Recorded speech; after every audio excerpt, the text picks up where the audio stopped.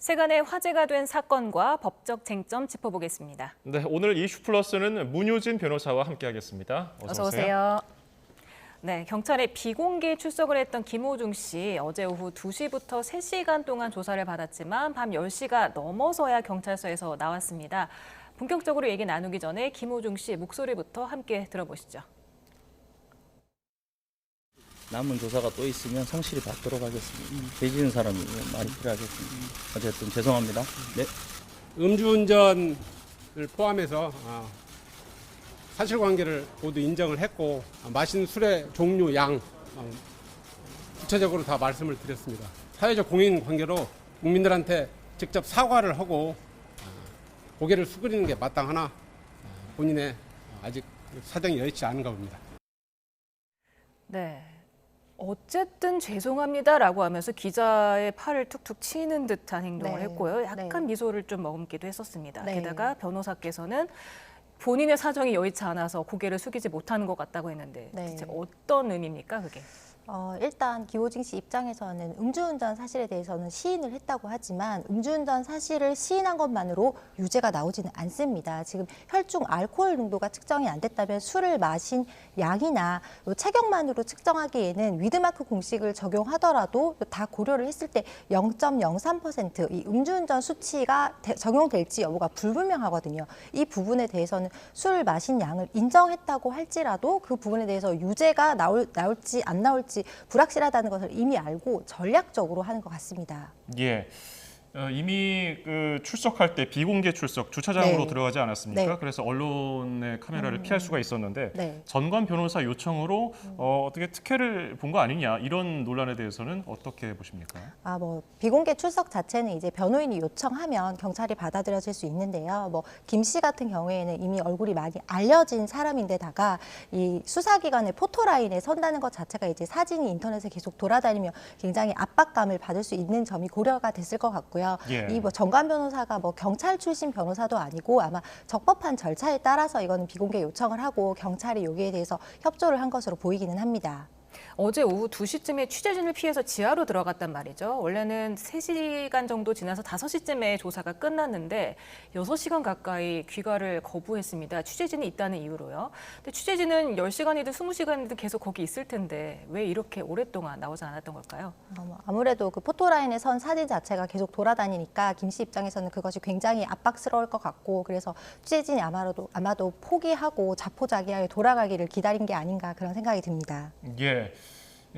협조를 강조했습니다. 그러니까 김호중 씨 측이 좀 수사에 협조를 해라 이런 입장을 경찰은 밝혀왔는데 어쨌든 구속영장을 어제 조사한 이후에 오늘 신청을 했고요. 검찰은 또 법원에다 청구를 한 상태입니다.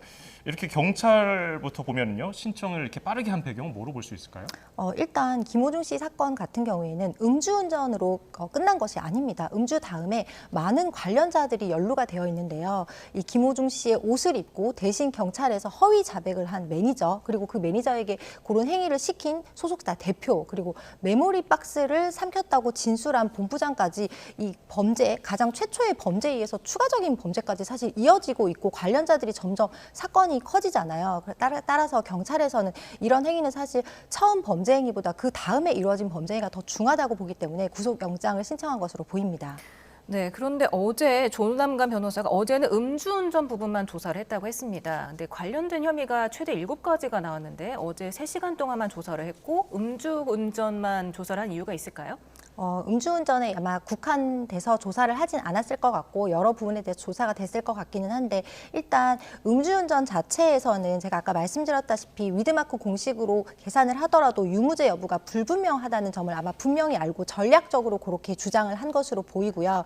구속영장 신청 사유는 이 위험운전 치상입니다. 위험운전 치상은 음주에 확실히 0.03%가 인정되지 않더라도 음주 상태에서 정상적인 운전이 곤란하면 음주운전 치상으로 구속영장 신청이 가능하기 때문에 이 범죄 자체도 1년 이상 15년 이하라는 다소 중한 법정형으로 규정되어 있기 때문에 경찰 측에서는 빠르게 일단 구속영장 신청을 한 것으로 보입니다. 예, 이 중에서 가장 형이 무거운 게 말씀해 주신 대로 그 네. 위험운전 치상. 위험운전 치상보다는 사실 도주치상, 즉 도주치상. 뺑소니가 훨씬 더 높습니다. 예. 뺑소니는 사람이 다친 상태에서 그 사람을 구호를 즉시 하게 되면 그 사람을 병원에 가서 살릴 수 있는 여지가 많잖아요. 그런데 그 사람을 그대로 두고 방치했다는 점에서 아주 중하게 처벌되고, 뺑소니, 즉 도주치상의 경우에는 1년 이상의 유기징역도 가능한 범죄입니다. 예. 네, 경찰이 오늘 구속영장을 신청하고 바로 검찰이 또 청구를 했습니다. 그렇게 되면 영장 실질심사가 내일이나 모레 있을 예정일까요? 네, 그렇게 아마 진행될 것 같습니다. 그렇게 된다면 콘서트는 어떻게 진행할 수 있겠습니까?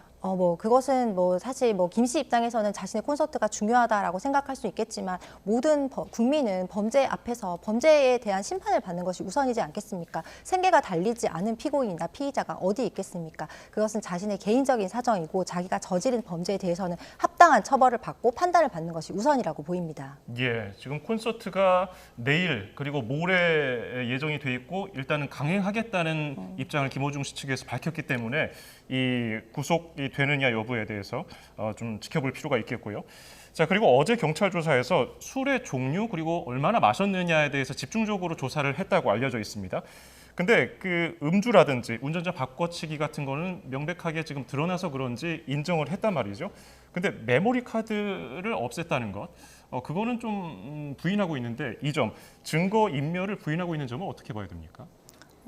메모리 카드를 실제로 자기가 이제 그 본부장이 삼킨 부분에 대해서 모를 수도 있고요. 아니면 자기가 지금 이미 김 씨가 드러난 범죄, 김 씨의 옷을 벗어주고 매니저가 입고 간 사실은 부인할 수 없잖아요. 관여한 사실 자체를. 이 범인 도피 교사에서는 어느 정도 벗어나기가 굉장히 힘든 상황으로 보입니다. 하지만 메모리 박스 자체는 자신이 시켰는지 여부에 대해서 물증이 없기 때문에 이 본부장의 진술에만 의존할 수밖에 없는 상황이기 때문에 빠져나갈 수 있는 범죄는 아무래도 좀 빠져나가라는 의도가 있지 않을까라는 생각이 들기도 합니다. 네, 그런데 보통 블랙박스를 이렇게 먹어서 폐기를 하는 경우가 있나요? 어떻게 보셨어요? 저도 마약은 먹어서 밀반입 하는 경우는 봤는데 그렇게 절박한 사정이 아니라면 먹기까지는 좀 어렵지 않을까라는 생각은 듭니다. 예, 휴대전화를 가지고서 거기에 정보가 많으니까 버린다든지 네. 아니면은 부순다든지 메모리 카드를 없앤다든지 이렇게 증거 인멸을 하게 되면은 수사에 상당한 차질이 있을 텐데, 이번 사건의 경우는 어떻게 접근할 것 같습니까? 이번 사건의 경우도 구속영장 신청이 왜 이루어지는가를 생각하면 좀 더 알 수 있을 것 같습니다. 관련자들, 그러니까 이 범죄가 하나에서 끝나지 않고 범죄가 추가적으로 지금 계속되고 있다는 점 플러스 구속영장 신청 사유가 있는데요. 이것은 주거가 일정하지 않다거나 또는 도망 우려가 있다거나, 세 번째, 이 증거인멸 우려가 있을 때 구속영장을 신청합니다. 김 씨 입장에서는 이미 범인 도피 교사의 의혹이 좀 있는 상황에다가 이 메모리 카드도 김 씨가 아무런 관련을 안 했다라고 보기 어려운 면이 있기 때문에 구속영장이 신청된 것으로 보입니다. 네, 김호중 씨는 어쨌든 죄인이 말이 없다, 무슨 말을 하겠느냐라고 했는데, 또 콘서트는 또 강행을 한다는 말이죠. 말은 못하지만 노래는 한다, 이런 것 같은데요. 네. 사실은 많은 분들이 실망을 하셔서 표를 취소를 하시긴 했는데, 또 어떤 일부 팬들은 취소한 표를 또 다시 사드리기도 하더라고요. 어떻게 보셨습니까? 그거는 자신의 이제 판단에 따를 것인데, 저희가 이제 어린이 특히 스쿨 버스가 다니는 스쿨존에서 일어난 사고에서 음주 교통 사고가 났을 때 우리가 굉장히 공분하지 않았습니까? 그것을 생각한다면 음주운전이 얼마나 위험한 것일지는 인지를 하신다면 그 부분에 대해서 동조할 부분은 아니라고 생각이 됩니다. 예. 그리고 교통사고 피해자인 택시 기사, 택시를 김호중 씨가 탄 것으로 추정되는 그 차량이 거의 올라타듯이 하는 그런 모습, 영상을 통해서 아마 시청자분들 많이 보셨을 텐데, 택시 기사와 합의가 아직 안 된 것으로 알려져 있거든요. 이 여부는 앞으로 구속영장에서는 어떻게 판단될까요? 그 피해자가 있는 범죄이기 때문에 그런 경우는 사실 피해자 의사가 굉장히 중요합니다. 아까 김 씨의 경우에는 세 가지 구속 사유 중에 증거인멸의 우려가 있기도 하지만 피해자와 합의가 된다면 더 이상 도주 우려가 없다고 볼 수 있기 때문에 피해자와 합의가 이루어진다면 아무래도 구속영장이 기각될 가능성이 높습니다. 김호중 씨가 인정한 혐의 중 하나죠. 운전자 바꿔치기가 생각보다 좀 빈번하게 일어난다고 하더라고요. 네, 생각보다 빈번하게 일어나고 사람들이 이제 자기가 이제 이 직이 걸렸다든지 공무원 같은 경우에도 손쉽게 네가 대신 운전했다고 해줘라고 생각하기 쉬운데 사실은 증거 인멸이나 범인 도피 교사는 비슷한 죄에 해당하고 예. 이 죄는 굉장히 무겁게 처벌되는데요. 그 이유는 사법 방해가 되기 때문입니다. 이 진범이 아닌 다른 사람이 이 형사 처벌을 받는 것은 이 국가적으로도 굉장히 잘못된 행위이기 때문에 이 부분에서 빈번하게 일어나는데요. 실제 우리 판례에서도 이 처벌 자체가 굉장히 강하게 이루어지고 있진 않습니다. 가수 이루나 노엘 같은 경우에도 집행유예에 끝난 적이 있고요. 전직 경찰서장도 이 운전자 바꿔치기를 했음에도 불구하고 집행유예 판결이 선고된 바 있는데요. 이것은 범죄의 1차 범죄에 이르러 2차, 3차 범죄까지도 사람들이 손쉽게 할 수 있다는 점에서 조금 더 강력한 처벌이 이루어져야 하는 범죄가 아닐까라는 생각은 듭니다. 예. 얼마 전에 그 래퍼 노엘 씨도 운전자 바꿔치기를 한 혐의가 있었는데 운전자 바꿔치기를 하면은 보통 한 수위가 어느 정도로 나옵니까? 보통은 이제 6개월의 집행유예 2년 요 정도 선고되긴 하는데요. 예. 네.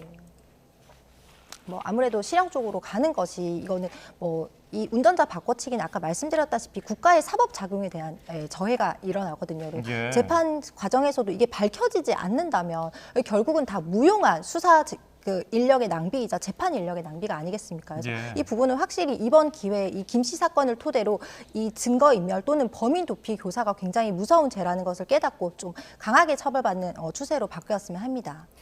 네, 이제 김호중 씨가 구속 갈림길에 섰습니다. 내일이나 모레 영장 실질 심사가 열릴 예정으로 보이는데 구속될 가능성 어느 정도로 보십니까? 구속될 가능성이요. 세상 일에 100%가 어디 있겠습니까만은 아무래도 피해자 합의 여부가 굉장히 중요하게 생각이 될 것 같은데 김 씨의 경우에는 이미 많이 알려진 사람인데다가 추가로 이제 위약금 문제나 자기가 책임져야 할 문제가 굉장히 많아서 아마 콘서트도 강해가고 있는 것으로 보입니다. 예. 따라서 구속이 된다기보다는 제가 봤을 때는 저도 영장을 발부를 해봤지만 아무래도 추가적인 피해도 합의를 하고 또 여러 가지 상황도 정리하고 도주 우려가 없다고 봐서 구속영장을 기각할 가능성도 있다고 보입니다. 예. 그리고 오늘 YTN 단독 보도로 알려진 사실인데 이 내용과는 지금 얘기 나누던 거는 좀 별개일 수도 있습니다. 네. 김호중 씨가 전 매니저에게 돈을 갚지 않았다가 패소한 사실이 뒤늦게 알려졌습니다. 이건 어떻게 된 일입니까? 김 씨가 민사소송에서도 이제 자기가 패소한 사실이 있는데 여기에 대해서 이제 판결문 열람 제한도 이제 신청을 했지만 받아들여지지 않았다고 하더라고요. 예. 판결문 열람 신청 같은 경우에 이제 중요한 개인 정보나 민감한 정보, 영업 비밀 같은 게 들어 있을 때 당사자 외 제3자가 열람하지 못하도록 하는 건데요. 아마도 이 판결에서는 그런 이유는 없었던 것 같습니다. 네, 이번에는 다른 주제로 한번 넘어가 보겠습니다. 개통령으로 불리는 강형욱 씨 갑질 논란이 일파만파 커지고 있습니다.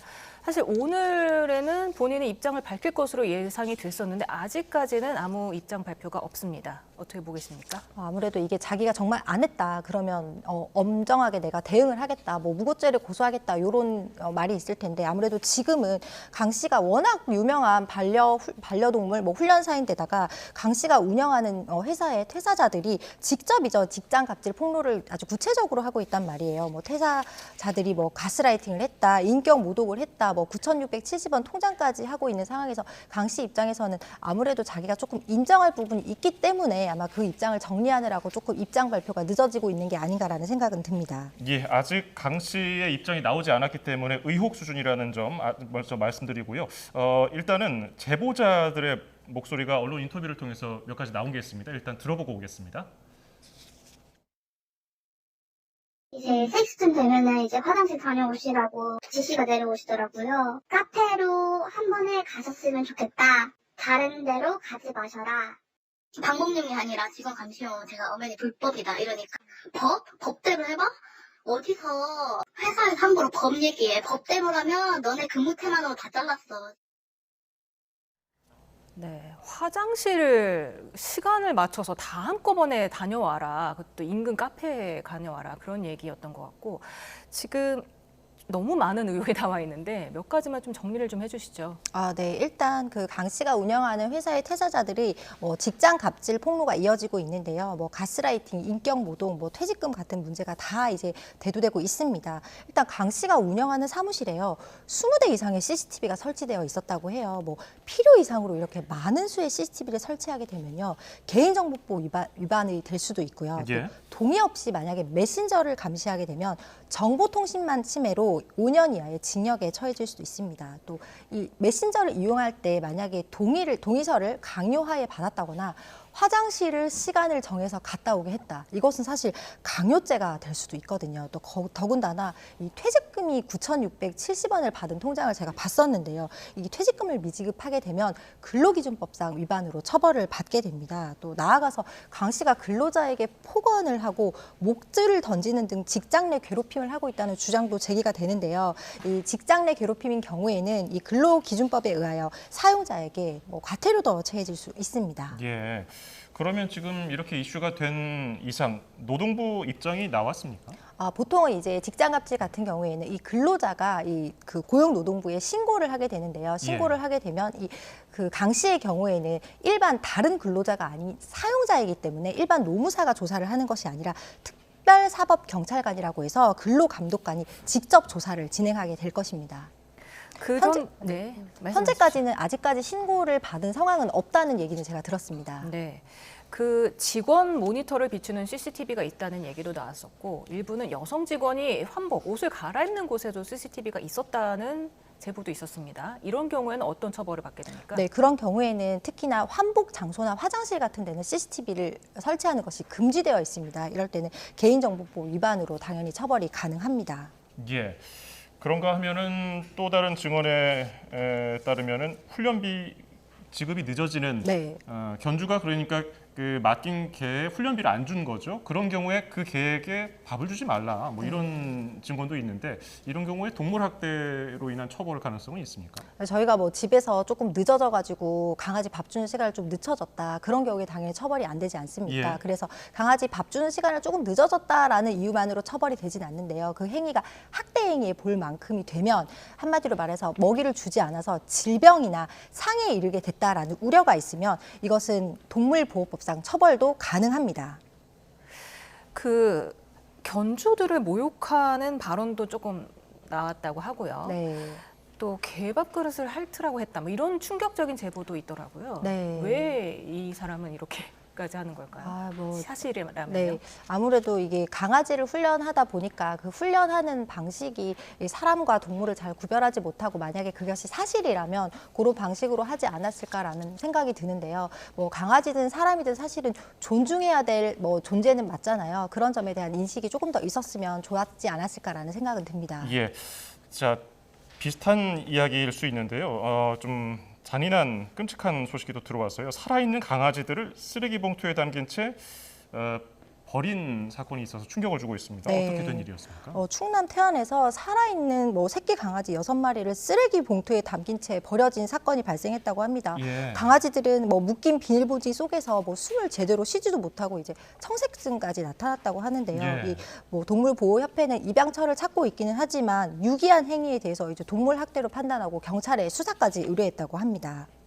그 반려동물 유기행위는 형사처벌 대상 아닙니까? 처벌 네. 수위가 어떻게 되죠? 반려동물 유기행위는 일단 동물보호법에 의해서 형사처벌 대상이 되기는 합니다. 하지만 수위가 굉장히 세지는 않고요. 300만 원 이하의 벌금 정도에 불과하다는 점이 조금 아쉽기는 합니다. 예.